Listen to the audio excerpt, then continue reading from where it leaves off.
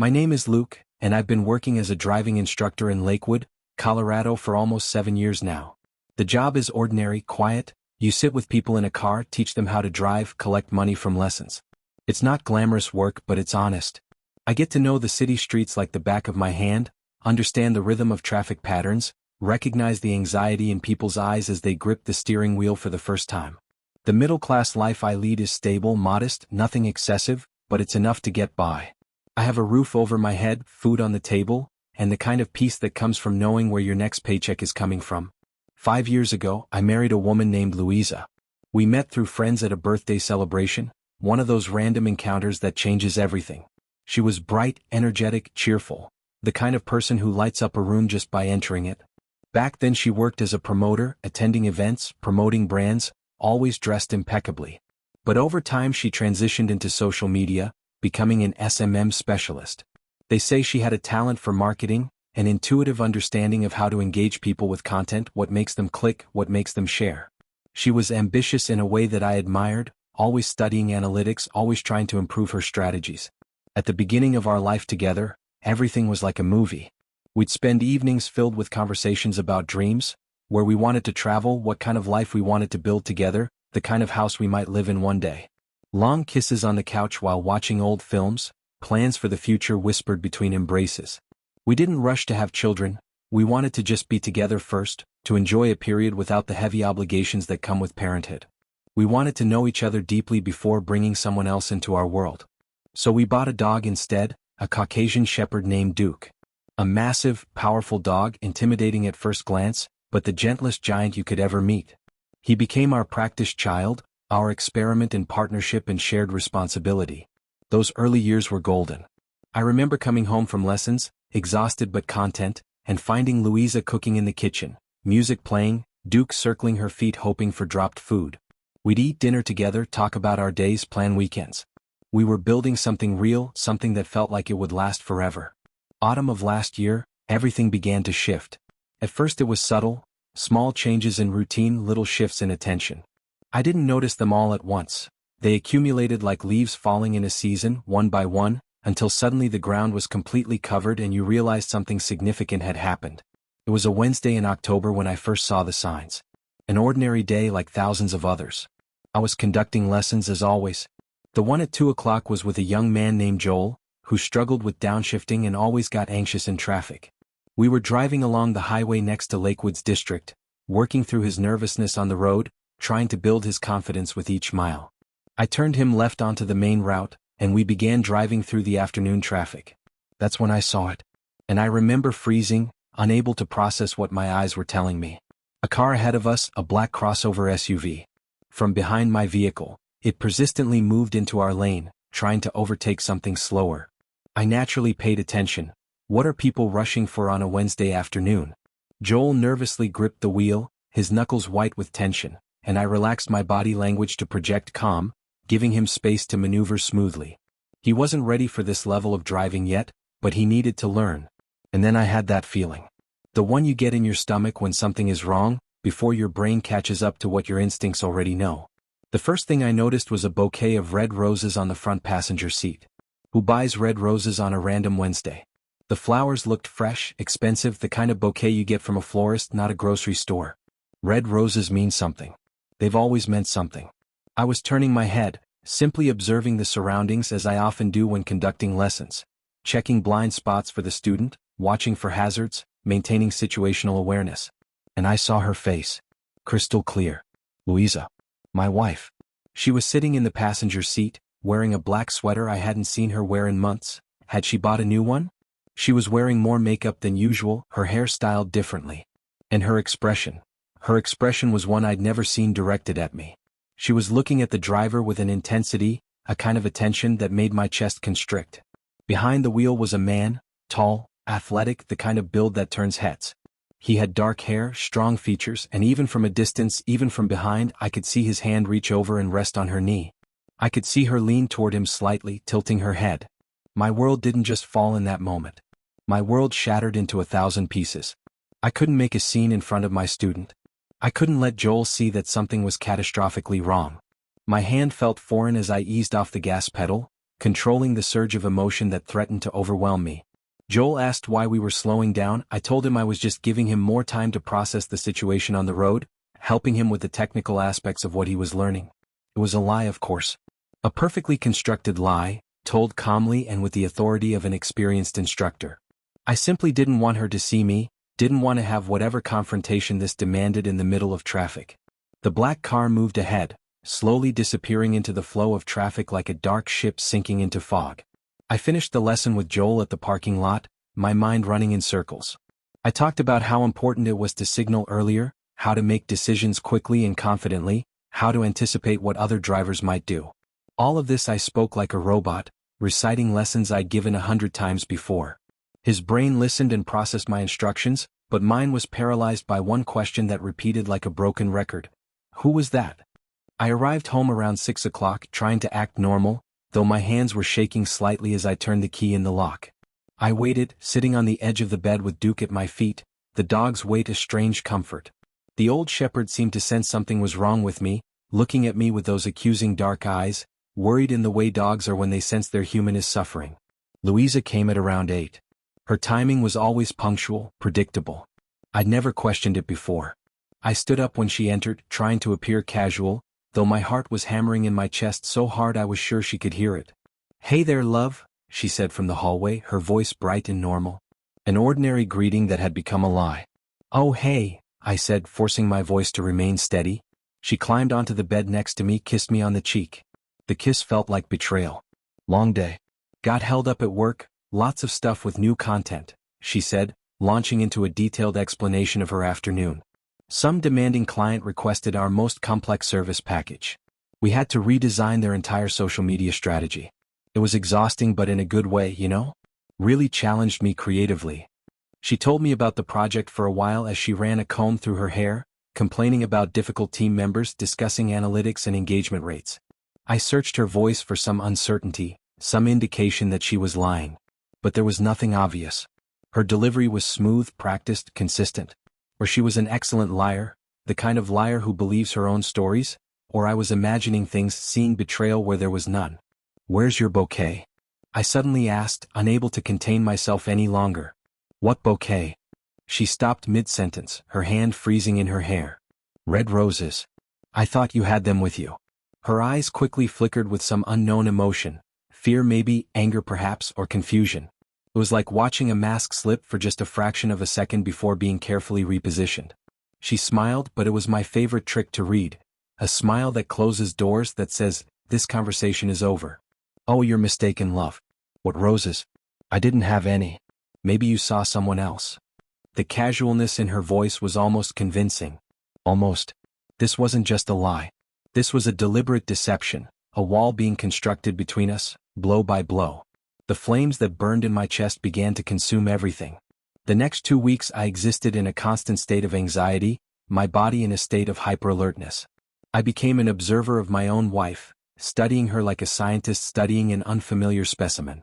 I checked her phone while she was in the shower, couldn't find anything suspicious on the surface, just personal messages, work chats with colleagues, texts from friends. But I knew that people who want to hide infidelity have become sophisticated about it. They use second phones, protected apps, delete messages immediately after reading them, use cloud services that automatically clear history. I found no smoking gun, but the absence of evidence felt like evidence itself. I started tracking her schedule meticulously, creating a mental map of her daily movements. She said she was constantly going to the office, but its address was in Denver, approximately 20 minutes drive from Lakewood, a reasonable commute. But I noticed patterns. Sometimes she went to places that had nothing to do with work. Parks scattered throughout the metropolitan area. Buildings downtown that I didn't recognize. Sports complexes. Restaurants I'd never heard her mention. Then one evening when she sent me a photo from Belmar Park with a smiling selfie, supposedly on her lunch break, I saw everything. In the background of one of the photos, barely noticeable unless you were looking for it, was a person. A tall man with a dog. A large, athletic dog. The kind of dog that looks like it was bred for performance, for strength. Similar in bearing to a champion of some breed. My blood ran cold. I started searching online obsessively, compulsively. What exactly was the purpose of these meetings in parks? A dog that looked like a sporting version of an ordinary pet. just like the black crossover I'd seen. I typed into my search engine dog trainer Lakewood, and began scrolling through results. On one website I found a profile that made my stomach drop. John Harrison, dog behavior trainer. Specializing in service package offerings, from basic training to specialized aggression correction, advanced behavioral modification, socialization programs. His photos showed an athletic man in his early 30s, smiling confidently with various dogs in the background. One photo showed him holding a leash, sunglasses pushed up on his head, looking like he'd just stepped out of a fitness magazine. His office was located just 7 kilometers from our house. Perfect distance. Ideal for a quick escape in the middle of a workday. Meet for coffee, exchange kisses, return before anyone noticed. 45 minutes, tops. My assumptions became absolute certainty. The pieces fitted together too perfectly. Too many coincidences stacked upon each other until they formed an undeniable pattern. I stood there, staring at that computer screen in the darkness of our study, and felt myself being plunged into cold mud. 5 years of life together. 5 years during which I checked my car before work to make sure it was ready for lessons, maintaining it properly. 5 years during which I held her close in bed, listening to her talk about conflicts with colleagues, about her dreams, about her fears. 5 years during which I believed we were building something permanent together. The realization hit me like a physical blow. All of that might have been a lie. That night I didn't sleep. I lay there in the darkness, listening to her breathing, feeling waves of anger rising in me like tides. My mind spun with scenarios, with questions, with the need for confirmation. I felt like I was going insane, trapped in a nightmare I couldn't wake from. The next day I didn't go to work. I called Joel, told him I had a car inspection scheduled. Routine maintenance stuff, nothing serious. I was surprised at how easily the deception came to me, how naturally I could lie when my survival depended on it. And I sat in my car at 10 in the morning, parked near the complex where John's office was located, hidden but with a clear view of the entrance. The autumn sun cast long shadows across the parking lot. I had a plan that was simple and cruel. I was building absolute evidence before saying anything, before making any accusations. I needed to see them together with my own eyes. At exactly noon her car arrived. That black crossover. I could see the outline of the driver from a distance.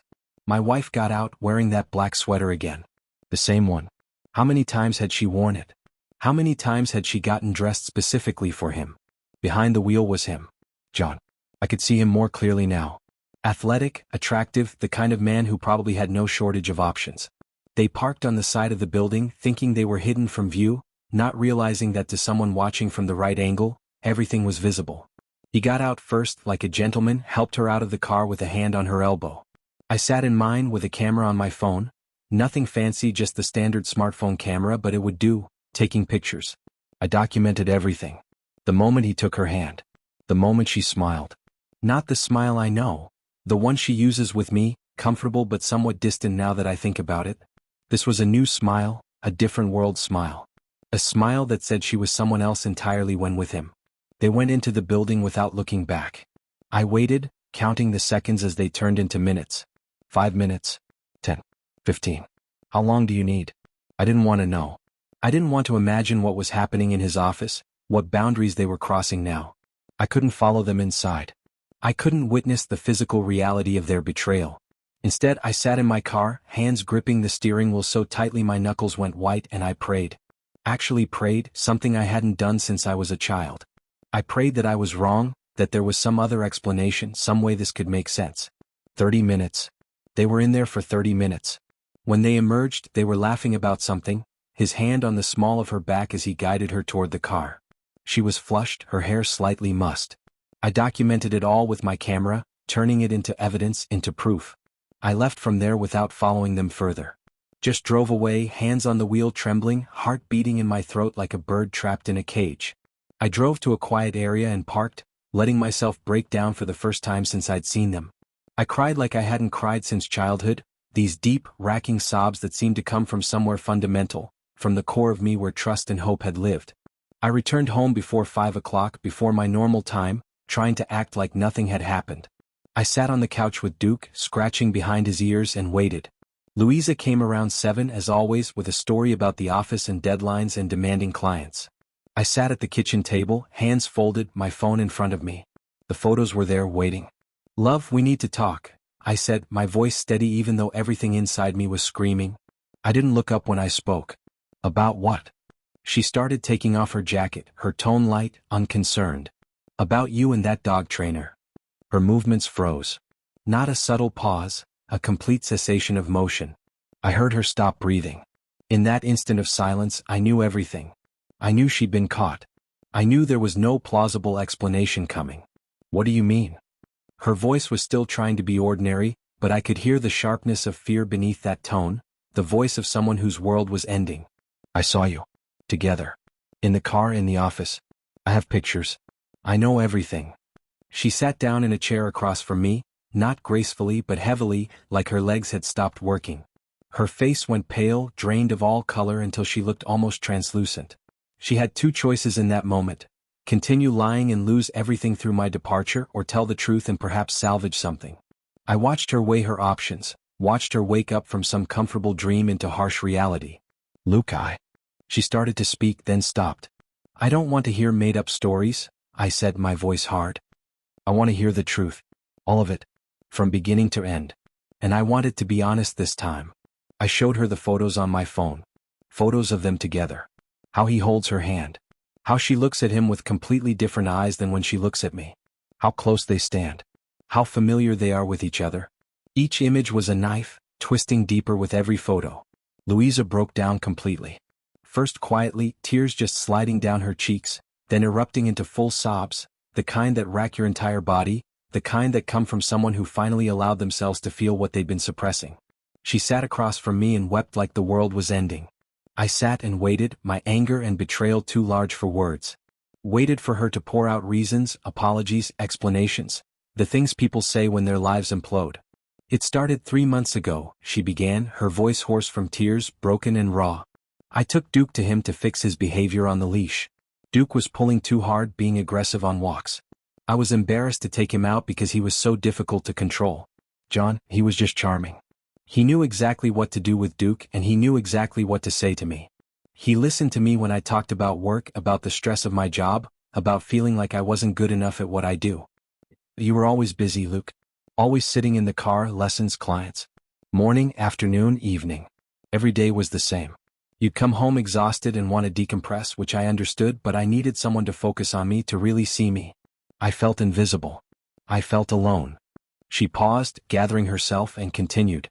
John made me feel seen. He was interested in everything I had to say. He asked about my day, my dreams, my fears. And yes, we kissed. We kissed several times. But I couldn't go further. I kept thinking about you, about what it would mean, about the destruction it would cause. So we just kissed. Just that. I didn't have the courage or the cruelty to go all the way. Those words slipped out for her like cold water. I understood that she was telling the truth, at least because lying couldn't sound the way it did now. Lies sound smoother, more polished, more rehearsed. Truth often sounds painful and fragmented and incomplete. When did this end? I asked quietly. It hasn't ended, Luke. She looked at me with desperate eyes. I don't know how to end it. I love you, but I also. Also what? I pressed, even though I wasn't sure I wanted the answer. I felt alive with him. Like I was a person, not just a moving automaton in networks and analytics. With you, I felt safe but invisible.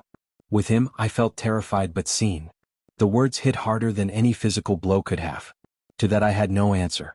Part of me wanted to scream, cry, overturn the table and storm out.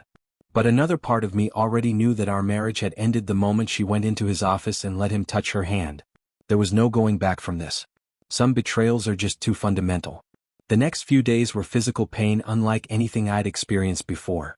I couldn't eat, food tasted like ash in my mouth. I couldn't sleep, every time I closed my eyes I saw them together. I couldn't talk to her like a husband anymore, I could barely talk to her at all.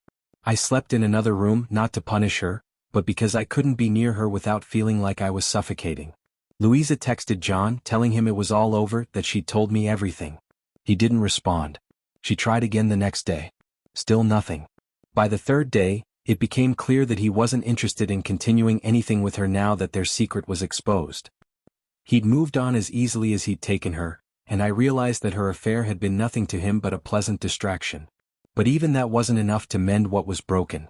Not enough to return the world I knew, the world where my wife was faithful and my marriage meant something. That world was gone. All that remained was the task of untangling ourselves from each other's lives. Within 2 weeks I hired a lawyer. A good, smart man named Carl who specializes in divorces and has the kind of calm demeanor that comes from having seen every variety of human suffering. I didn't want to fight over money. We didn't have much shared property, just Duke, our cars were separate, bank accounts were separate. Louisa offered to split the apartment with a financial buyout. One would get part of the purchase price, the other would get the remainder. Neither of us had the stomach for a prolonged legal battle. In court everything went fairly smoothly. The judge wasn't interested in detailed nuances or the emotional story behind our separation. He saw it as a standard case. Married 5 years, no children, shared property to be divided. Louisa got half the value of the apartment in cash and some money from shared accounts. I got the other half. Honestly, I would have wanted her to take everything, just to avoid the need to see her face, to avoid the awkwardness of dividing up the life we'd built together. What bothered me most was that it all ended not with an explosion but with a whimper. No dramatic final confrontation. No passionate words exchanged. No slamming doors or throwing things. Just a process, a series of signatures, lawyers explaining contract points in neutral tones, as if they were explaining laws about dividing meat at a slaughterhouse. It felt anticlimactic somehow, even though I knew that was naive. Real life rarely provides the narrative satisfaction that stories do. I took Duke. He was the only creature who remained faithful to me through all this time, who never wavered in his loyalty, and I couldn't leave him. The first day I lived alone with Duke in a one-bedroom apartment on the other side of Lakewood, I sat on the bed with my hands shaking and just cried. The dog came and rested his massive head on my legs, staying there for hours, his presence a strange comfort. 2 months after the divorce I learned that Louisa had broken up with John. They were together for only 4 to 5 weeks after everything fell apart, then that ended too. John, as it turned out, was immersed in another world in which I had no place. He had his own money, his own people, his own space. Louisa had been interesting to him for a while, like a new thing to explore, something different from his normal life. But he didn't feel deep attachment, didn't want to build anything real with her. When she became available, when she was suddenly single and potentially demanding, he lost interest. She told this story to mutual friends through my friend Joel when they happened to meet in a grocery store. I heard about it secondhand, which felt appropriately distant. By that point, Louisa's affair was becoming ancient history in my mind, though the pain lingered like a phantom limb. For New Year's I was invited to dinner at friends named Nicole and Sandra. They knew about the divorce, had heard the story multiple times from different angles, and they treated me with the careful kindness you reserve for the walking wounded. Over dinner I heard that Louisa was now living alone, and she had started investing seriously in her career, thanks to several new contracts with high-profile clients. A shining success story for a person who had destroyed her marriage, who had chosen momentary excitement over years of stability. I didn't feel hatred for her. It seemed strange to me, almost impossible. But the truth is that hatred requires energy, sustained energy, and I'd exhausted mine. I felt sadness when I thought about her, disappointment in how things had turned out, pain that doesn't disappear quickly or cleanly. But not hatred. Hatred would have been simpler. But revenge? Yes, that existed. It lived in me, cold and patient, waiting. I didn't do anything overtly, nothing dramatic or confrontational. That was the worst thing I could do to her, in a way, nothing at all. I simply lived my life. Went to work, taught people to drive, played with Duke in the evenings. I met her a few times in the city over the following months, and I always smiled when I saw her. A cold smile, like looking at a dead river. The smile of someone who knows something that you don't, who has moved on to a place you can't follow. And then something unexpected happened. I became decidedly popular. My lessons booked up weeks in advance. People started requesting me specifically, wanting to learn from that Luke guy they'd heard about. I started running social media. Nothing fancy, just sincere, simple posts about road safety and defensive driving.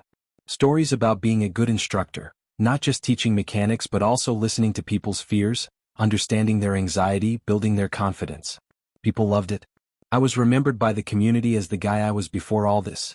Fair, devoted to work, genuinely interested in helping people succeed. Louisa watched my success from her own trajectory of career advancement with an expression I could only interpret as regret. She watched me build something new, watched me become someone better than I had been, and she watched from the outside. She wrote me messages every 2 months asking permission to retrieve some things left in the apartment, personal items she'd left behind in the chaos of the separation. I was always polite, always accommodating. Always. But I never offered the impossible, let's be friends. never suggested we could maintain some positive relationship. Some things don't recover once they're broken. In the 3rd year after the divorce, I heard through the grapevine that she was starting to date her colleague, a marketer named Mark. It was innocent news, meant to be information, but it landed differently. I felt no emotion at hearing it. I simply noted it as a fact, filed it away, the same way you'd note a weather forecast. Her life was continuing, and that was fine. That was how it should be.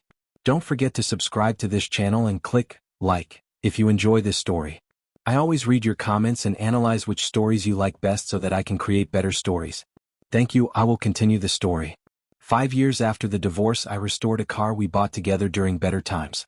An ordinary Toyota, nothing special or remarkable, but I worked on it in my spare time, bringing it back to its original condition.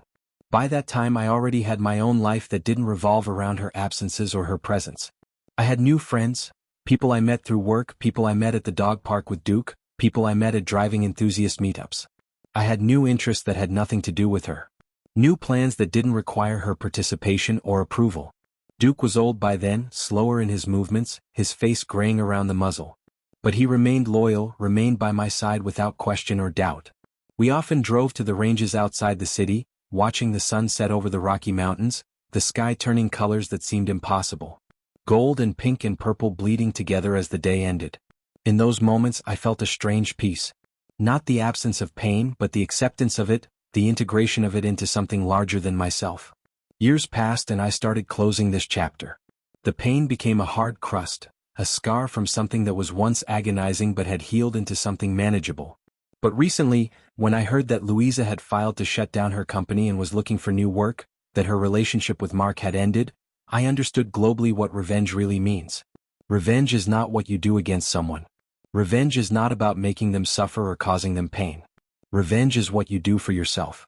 It's about building a life so good, so authentic, so full of genuine connection and purpose that their absence from it becomes irrelevant. It's about becoming someone better than the person you were before the betrayal, not despite the betrayal but because of it. I live now as a man who went through pain and came out the other side stronger, wiser, more resilient. My lessons have meaning and purpose. I'm not just teaching people to drive, I'm building their confidence and potentially saving their lives. My relationships are genuine and grounded in honesty. My friends are close and they're people I trust completely. Duke grows old with me day by day, and I thank him for his loyalty in these difficult times, for being the one who never wavered. Louisa lives her life, and I'm no longer her enemy. I'm not even really her antagonist anymore. I'm just a man who once hoped for something that didn't work out, who wanted something that couldn't be built on the foundation we had. She made choices, I made choices, and we ended up on different paths.